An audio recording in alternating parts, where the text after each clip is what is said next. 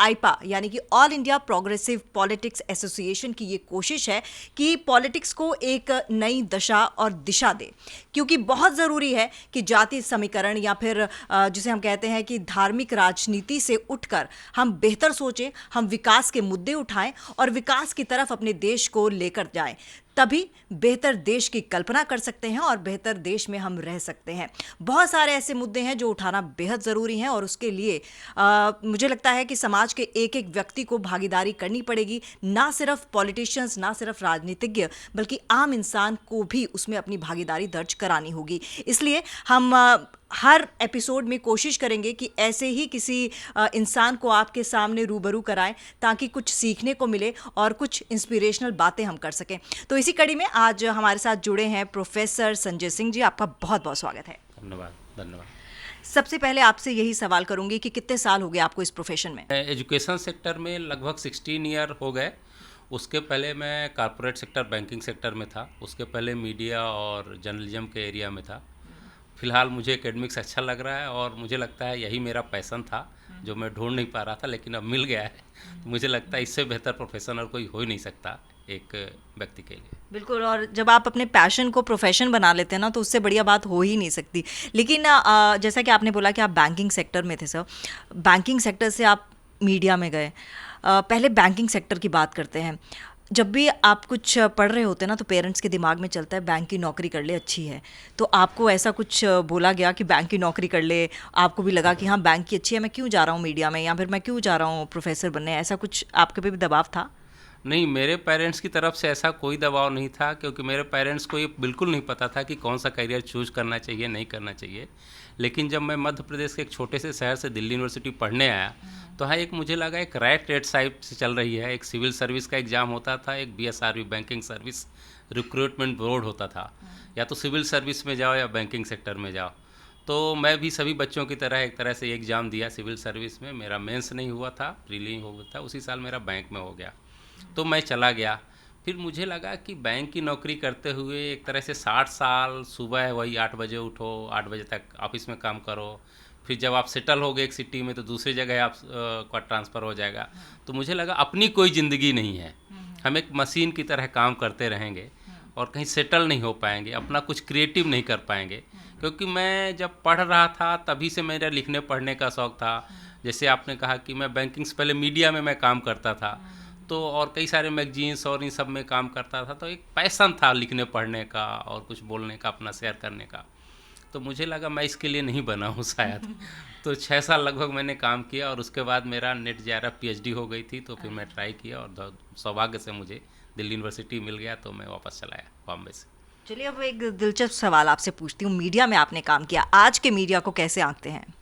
देखिए, यदि हम मीडिया की बात करें तो आप देखेंगे, आप तो स्वयं मीडिया में हैं, तो 1990 तक आप कह सकते हैं, 1990 तक मीडिया जो है एक मिशन के रूप में काम किया जाता था, जहां कहीं ना कहीं जनता की आवाज़, जनता का सरोकार। कहते हैं कि मीडिया को लोकतंत्र का चौथा स्तंभ कहा जाता है। और लोकतंत्र का चौथा स्तंभ इसलिए कहा जाता है, कहीं ना कहीं आम पब्लिक की आवाज़ एक तरह से समाचार पत्रों में आती थी, उनकी जुबान को सुना जाता था, उनकी आवाज़ को समझा जाता था। लेकिन 1991 के बाद जो एलपीजी आया, लिबरलाइजेशन, प्राइवेटाइजेशन एंड ग्लोबलाइजेशन, उसके बाद मीडिया उद्योग में भी कहीं ना कहीं मार्केट की एंट्री हुई और मीडिया जो मिशन था वो मनी में कन्वर्ट हो गया। अब ओबियसली जब मनी में कन्वर्ट हो गया और मार्केट बन गया, तो लोग उससे प्रॉफिट खींचना चाहेंगे। फिर वहाँ जनता की आवाज़ एकदम से गोल हो गई। वहाँ पे क्या है, जो कारपोरेट की आवाज़ का एक तरह से मुखपत्र बन गया मीडिया। तो ये महत्वपूर्ण हो गया। तो मुझे नहीं लगता कि अब जनता की आवाज़, आप कोई भी समाचार पत्र देखें तो अब किसी भी समाचार पत्र या टेलीविज़न चैनल में आपको जनता नहीं दिखता होगा। आपको क्या दिखाई देता है? 4C या 5C दिखाई देता है। क्या दिखता है? क्रिकेट, सिनेमा, सेलिब्रिटी और करप्शन, ये दिखाई देगा, कारपोरेट दिखाई देगा। लेकिन वहाँ पब्लिक कहाँ है, वहाँ आम जनता कहाँ है? तो अब वो मीडिया नहीं रह गई जो कभी विष्णु पराड़कर की मीडिया होती थी, धर्मवीर भारती की मीडिया होती थी, वो अब लोग नहीं रहे। प्रभाष जोशी की मीडिया होती थी, वो मीडिया अब नहीं रह गई। अब कारपोरेट की मीडिया हो गई। अब मैनेजिंग एडिटर उसको मैनेज करता है। अब संपादक नहीं रह गया, संपादक खत्म हो गया। यही कोशिश है आईपा की कि दोबारा से वो मीडिया जो आपने कहा 1990 से पहले वाली मीडिया है उसको दोबारा से लाया जाए, क्योंकि AIPA all India progressive politics association की यही कोशिश है कि हर आम और खास इंसान को इससे जोड़ा जाए। आप किस तरह से जुड़े रहते हैं समाज के साथ? आप क्या कुछ ऐसा करते हैं जिससे आपको लगता है कि मैं अपनी समाज में भागीदारी दर्ज कर रहा हूँ या फिर कुछ अच्छा कर रहा हूँ प्रोफेसर के रहते हुए? देखिए, मैं अभी भी एक तरह से मुझे लगता है कि आदमी का एक तरह से पैदा होना, अपना जीवन जी लेना और ख़त्म हो जाना ज़िंदगी नहीं है। मुझे लगता है यदि हम पैदा हुए हैं तो किसी न किसी तरह से एक सामाजिक सरोकार भी हमारे हैं। कुछ ना कुछ हम आए हैं दुनिया में तो कुछ ना कुछ समाज से जो मिला है उसको दे कर जाएँ। इसीलिए मैंने ये प्रोफेशन चुना है, जानबूझकर चुना है। और अभी भी मैं एक तरह से प्रोजेक्ट पे काम कर रहा हूँ। मुझे लगता है एक सामाजिक जिम्मेदारी है। और बड़ा अच्छा सवाल आपने पूछा कि आप किस तरह से योगदान देते हैं। अभी एक प्रोजेक्ट मैं MHRD से और ICCSR से कर रहा हूँ जिसका टाइटल है भारतीय लोकतंत्र में सोशल मीडिया का प्रभाव। और ये प्रोजेक्ट कम से कम मैं पिछले 8-10 साल से कर रहा हूँ। और आपको ये जानकर ताज्जुब होगा कि मुझे 543 लोकसभा सीट का पिछले 30 साल का कोई डाटा मांगे तो मैं बता सकता हूँ कि कौन से लोकसभा से कौन व्यक्ति जीता था और क्यों जीता था, उसका पूरा एनालिसिस मैं दे सकता हूँ। तो कई पार्टियां ने मुझे अप्रोच भी किया था कि आप वो मुझे डाटा दे दीजिए, क्या आपके पास इस तरह से है। तो जैसा कि इस तरह से आपने प्रारंभ में कहा कि हमारा जो देश है जाति पे, धर्म पे, इस सब तरफ बट गया है। मैं बिल्कुल चाहता हूँ कि एक ऐसा व्यक्ति आए जो पढ़ा लिखा हो। दूसरा, हम शिक्षा पे काम कर रहे हैं कि हमारे शिक्षा व्यवस्था जो है, जो क्वालिटी एजुकेशन है। तो दूसरा प्रोजेक्ट है हमारा कि comparative analysis of quality education in global parameters, public sector and private sector university in India. तो इस पर हम काम कर रहे हैं कि कैसे भारत की शिक्षा व्यवस्था में सुधार लाया जाए। तो इस पर हम लगातार काम कर रहे हैं। ओबियसली जब हम ये रिसर्च कर रहे हैं तो इसकी हम रिपोर्ट लिखेंगे, कहीं ना कहीं पब्लिकेशन आएगा। तो वो मुझे लगता है जो मेरा उत्तरदायित्व है उसको हम समाज में किसी न किसी रूप में लौटा रहे हैं। 90% लोगों को पता ही नहीं होता है कि आपको करना क्या है। वही चीज़ मेरे साथ थी, मुझे भी नहीं पता था मुझे क्या करना है उस वक्त। और आज मुझे ऐसा लगता है कि उस वक्त किसी ने अच्छे से गाइड किया होता तो शायद मेरा बहुत समय बच जाता, क्योंकि मैंने उसी चक्कर में ना जाने कितनी डिग्रियां हासिल कर ली। इसके बारे में आप बताइए, ये काउंसलिंग कितनी ज़रूरी है और आपको कब करनी चाहिए? क्या 12th के बाद ही ये काउंसलिंग हो जानी चाहिए या ग्रेजुएशन के बाद? क्या चीज़ें माइंड में रख के बच्चे को ये सोचना चाहिए कि मुझे क्या करना है? ये बहुत अच्छा सवाल पूछा और रिलेवेंट भी है। मुझे लगता है इस तरह की क्लैरिटी मुझे लगता है 10 के आसपास जब आप 10th पढ़ रहे होते हैं आ जाए तो आप एकदम फोकस्ड होकर उसी दिशा में आ जाते हैं। और वो काउंसलिंग इस तरह है कि कोई भी कर सकता है। आपका पेरेंट्स आपके टैलेंट को पहचान ले, आपका कोई गुरु हो वो आपके टैलेंट को पहचान ले, आपका इंटरेस्ट क्या है उसको पहचान लें। आप कितने ऐसे उदाहरण भरे पड़े हैं जो पहचान लेता है गुरु आपके टैलेंट को और उसके हिसाब को आपको एकदम से ढाल देता है। तो आप बहुत जीवन में आगे तरक्की कर सकते हैं। अभी छोटा सा उदाहरण मैं दूंगा। शुभम कुमार ने इस बार IAS की परीक्षा में टॉप किया, UPSC की परीक्षा में। उनका आप इंटरव्यू जितने जगह आप देखिए तो उन्होंने 8वीं में ये पता कर लिया था कि मुझे जो है आगे IAS ही करना है। तो 8वीं के बाद उन्होंने मेहनत की और 10वीं में बिल्कुल क्लियर हो गए थे कि अब मुझे UPSC ही करना है। उसी हिसाब से उन्हें पढ़ाई की तैयारी की। गांव से पटना शिफ्ट हुए, पटना के बाद IIT मुंबई आए, लेकिन उनका फोकस IAS करना था। और देखिए वो 10th में इतनी क्लैरिटी पा चुके थे कि IAS करना था और देखिए कितने कम उम्र में एकदम UPSC की परीक्षा को टॉप कर जाते हैं। ये आप मुझे बताइए, जो छोटी सिटीज़ में रहते हैं जिनके पास इतने ज़्यादा ऑप्शंस नहीं होते, ना पैसा है, ना आपके वहाँ ऐसे कॉलेजेस हैं जहाँ आपको हर तरह की डिग्री मिल जाए, छोटी सिटीज़ के बच्चों के लिए आप क्या कहेंगे? मुझे लगता है जहाँ पर आदमी ज़्यादा ठहर जाए हाँ। और वहाँ पे ठहर के कुछ करने लगे तो मुझे लगता सबसे अच्छा इंटरेस्ट उसका वही था। तो मुझे ये 6-7 जो नौकरियाँ की वो कहीं ना कहीं कि मेरे जीवन के भटकाव थे जो मैं अपने आप को नहीं खोज पाया था। अब मुझे लगता है कि नहीं, मैं टीचिंग के लिए बना था, मुझे लगता है पढ़ने के लिए बना था, मुझे लगता है लिखना और रिसर्च करने के लिए बना था, इसीलिए मैं इतना लंबा टिका रह गया। और अब मुझे लगता है इसके बेहतर जो है और दूसरा हो नहीं सकता। एजुकेशन सिस्टम कहा जाता है भारत का एजुकेशन सिस्टम अच्छा नहीं है। अगर आप बाहर चले जाएं तो वहाँ बच्चों को बहुत अच्छे से रखा जाता है। क्या कुछ एजुकेशन सिस्टम में हमारे बदलाव की ज़रूरत है? ये कि आप जो सवाल किया कि भारत का एजुकेशन सिस्टम अच्छा नहीं है, मुझे लगता है विश्व में पूरी तरह असहमत हूँ। भारत का एजुकेशन सिस्टम मैं बताऊँ, मैं दुनिया के कई देशों में घूमा हूँ। 2.5-3 साल मिडल ईस्ट के देशों में मैं पढ़ाया भी हूँ। US में भी कई यूनिवर्सिटीज़ में मैं विजिट किया हूँ। चाइना में विजिट किया हूँ, टर्की विजिट किया हूँ, इन सब यूनिवर्सिटी में देखा हूँ और वहाँ का व्याख्यान भी कई जगह मैं इनके इंटरनेशनल कॉन्फ्रेंस चेयर किया हूँ, अमेरिका में, हवाई में, टर्की में, और बीजिंग में भी मुझे बुलाया गया था स्पेशली, और मिडल ईस्ट में तो मैं 2.5-3 साल पढ़ाया ही हूँ। तो मुझे लगता है कि जब आप ये कहते हैं कि भारत का एजुकेशन सिस्टम अच्छा नहीं है, आप बात ना मानेंगे, भारत के एजुकेशन सिस्टम से अच्छा कोई भी एजुकेशन सिस्टम दुनिया का नहीं है। और इंडियन टैलेंट जो है ना, आपको दुनिया के किसी कार्नर में चले जाइए, आईटी नहीं है ये, इंडियन टैलेंट है। मैं गूगल ऑफिस गया कैलिफोर्निया में, तो हाँ, मुझे एक राहुल करके लड़का था आईआईटी पवई बॉम्बे का, तो हमने पूछा राहुल से कि राहुल भाई ये बताओ कि भारत की शिक्षा व्यवस्था और अमेरिका की शिक्षा व्यवस्था में क्या अंतर है। तो उसने बोला कि सर हमारे यहाँ जो है ना कॉन्सेप्टियल एजुकेशन दिया जाता है, कॉन्सेप्ट क्लियर किया जाता है, ये गुरु हमें सिखाते हैं। और अमेरिका में क्या है, अप्लाइड सिखाया जाता है कि आप प्रयोग कैसे करें, आप व्यवहार में कैसे चीज़ें लाएं। ये एजुकेशन सिस्टम में डिफरेंस है। लेकिन हमारी एजुकेशन सिस्टम इतनी बढ़िया है, बोला कि आप देख लीजिए, उसने बड़ा अच्छा उदाहरण दिया कि आप देख लीजिए अमेरिका की टॉप 5 कंपनी का सीईओ कौन है।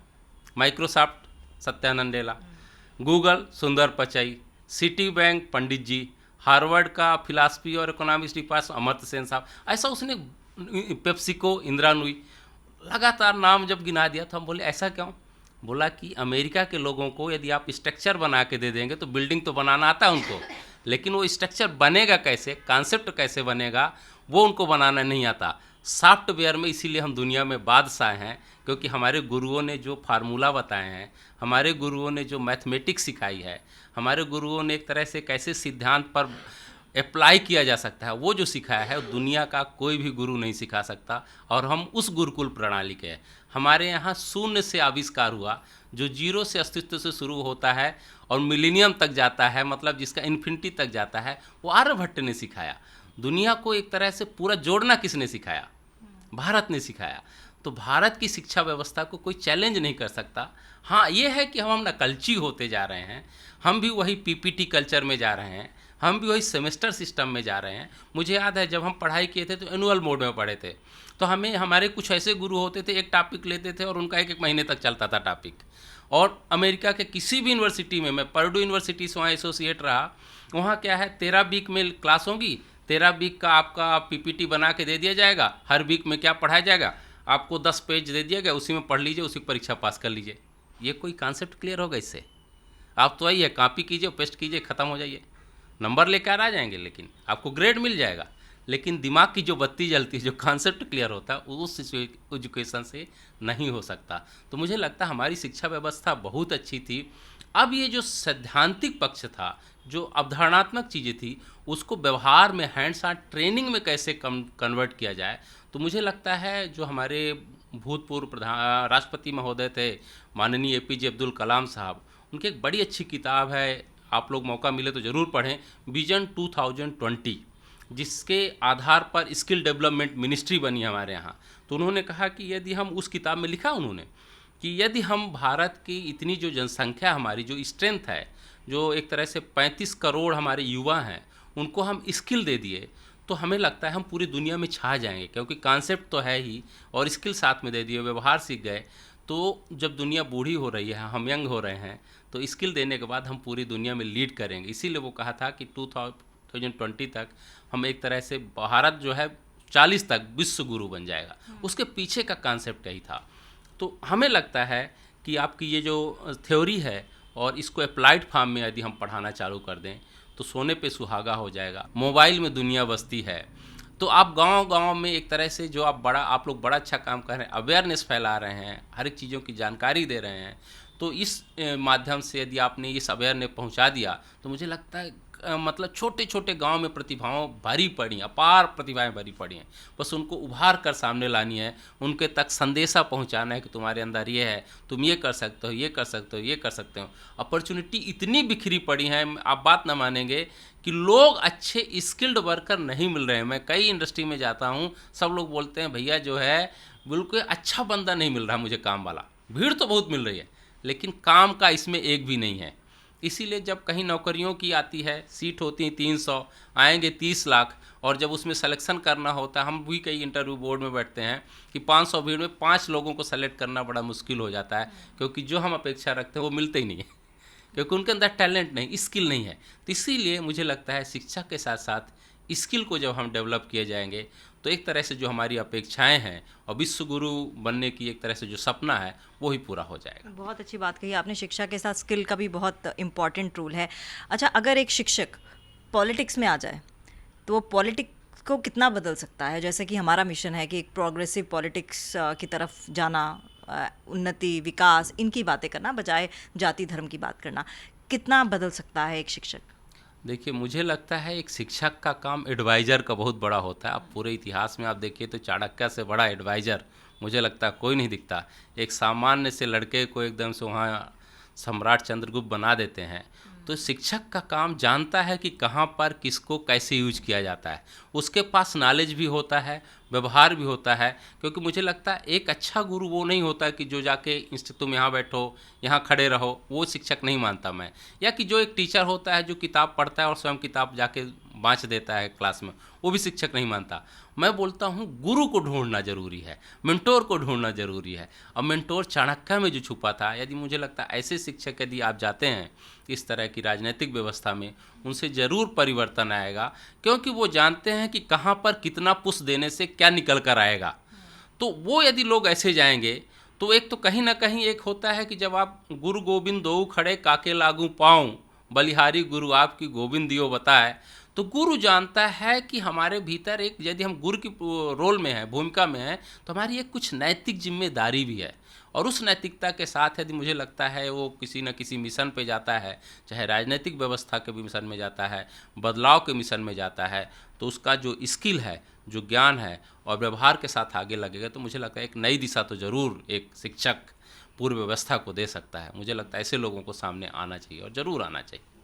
आपसे दिल कर रहा है बातों का सिलसिला जारी रखूं, लेकिन समय फ़िलहाल मोहलत नहीं दे रहा है। लेकिन वाकई बहुत मज़ा आया और बहुत साफ सी बात है, बहुत सटीक बात है कि अगर ऐसे लोग, ऐसे शिक्षक या किसी भी और इंडस्ट्री के लोग हमारे साथ जुड़ते हैं, all India progressive politics association के साथ जुड़ते हैं या फिर किसी ऐसे नेक काम के लिए जुड़ते हैं, तो बहुत बदलाव आ सकता है और बहुत जल्दी बदलाव आ सकता है। जिस देश की कल्पना हम करते हैं उस देश को हम जीते जागते देख सकते हैं, अपनी जीते जी देख सकते हैं, अपनी आने वाली पीढ़ी को एक सुंदर भविष्य दे सकते हैं, अपनी आने वाली पीढ़ी को अच्छी शिक्षा व्यवस्था दे सकते हैं।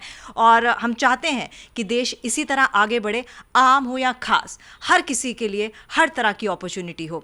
तो सर, बहुत बहुत धन्यवाद हमारे साथ जुड़ने के लिए। बहुत धन्यवाद तमन्ना जी, आपने मौका दिया आपसे बातचीत करने के लिए।